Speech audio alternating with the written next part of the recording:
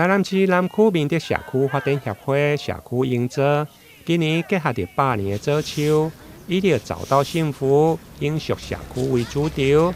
日前有着民德里长甲着社区发展协会理事长，结合当地志开实验小学的学生，举办社区深度的走读活动。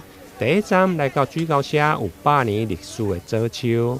为什么要办这个社区的深度走读？就是因为说，我们希望把这棵枣树的一个生态环境跟教育呢，可以跟学校来做一个结合，让小朋友他们可以认识到，在大自然的环境当中有这么一棵美丽的枣树。那怎么让这棵枣树呢？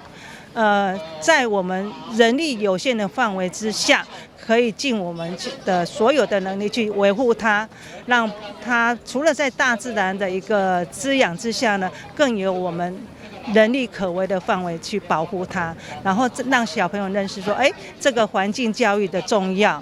就是我们社区营造，就是也是跟学校结合，我们来让学生更认识我们的枣树。很难得的水教社有这么一棵枣树，也有一座桂子山，正好我们就是取它的名字枣生桂子，希望这也是非常美好的名字，让大家都能了解水教社的美，还有它的历史。在当地里长、理事长甲着导览员的讲解。这站100年的早秋，不但有门牌、身份证，而且佫成长甲非常的茂盛。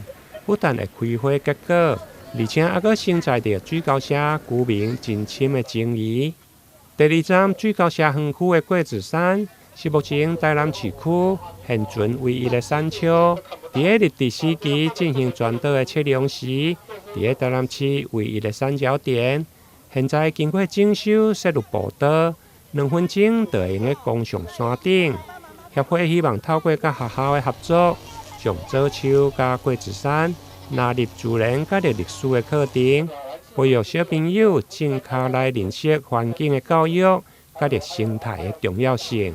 台南新闻李英根采访报道。